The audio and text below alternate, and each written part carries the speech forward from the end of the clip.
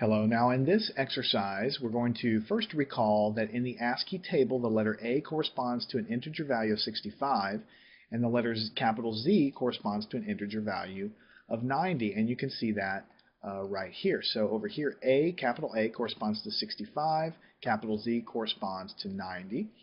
We're going to output the following text. Enter any capital letter from the keyboard, and then we're going to accept the user input, but we're going to actually, instead of storing it as a character, we want to store it as the raw integer value that comes from the keyboard.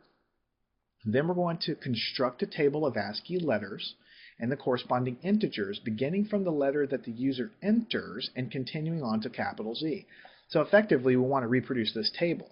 If the user enters A, then we want to print a table that shows A through Z with the corresponding ASCII values. If the user enters H, then we want to start printing from H and 72 all the way up to Z. If the user enters V down here, then we'll start at 86. And so basically, wherever the user types in the first letter is where the table begins. And I have this down here. For example, if the user enters A, the output is shown below. And so we have table headers, and we have the letter and the corresponding ASCII value. So before we do anything else, let's go ahead and run this to make sure it works. So it says enter any capital letter from the keyboard. Now if we enter, let's say, U, which is near the end of the alphabet, capital U, and hit enter, then we can see that we have a table that's been generated, letter and the ASCII value U, V, W, X, Y, and Z. And notice the Z value corresponds to 90. Let me go ahead and kill that. Corresponds to 90, so Z corresponds to 90. U corresponds to 85, so it all seems to work. If I run it again and enter the letter A, then we can see, let me go ahead and drag this up like this, we can see the entire table from capital A to capital Z is generated from 65 to 90. So basically, wherever I start, if I do J, the table begins with that letter and goes to the letter Z. This is a great example because it forces you to use loops, it forces you to understand keyboard input, and it forces you to kind of understand what ASCII codes are as well.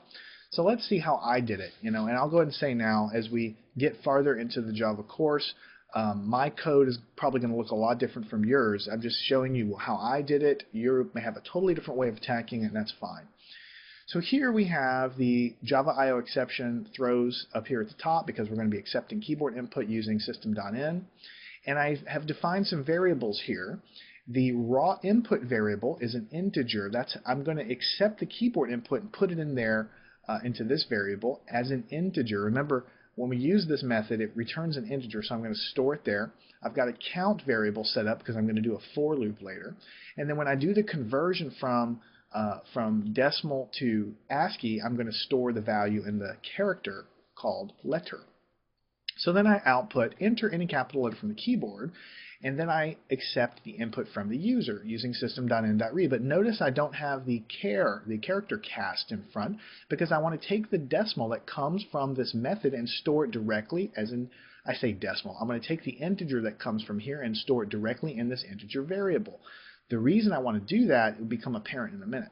So as soon as I get the user input, I want to output to the screen the header of my table, letter with two tabs, tab, tab, and then ASCII value. So that's generating the spacing here between these two columns.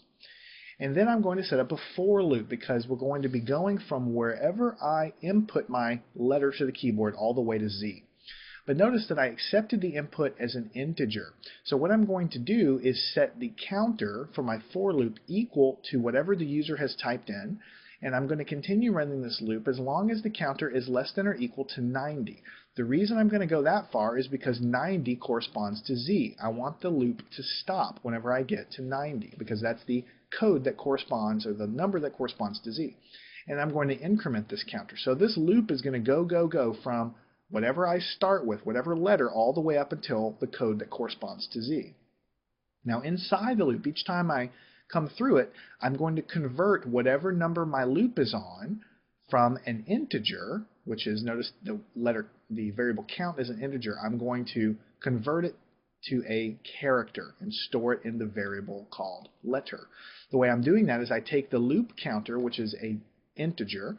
I'm using this parentheses with the character here to convert it from integer into character, and I'm storing it there. And then I simply output to the screen the variable letter, which is the actual letter, A, B, C, D, whatever it is, tab, tab, right? And then I have the number of my loop here, which is the ASCII equivalent. So every time down the loop, I'm doing a conversion, printing it out, and then the raw value.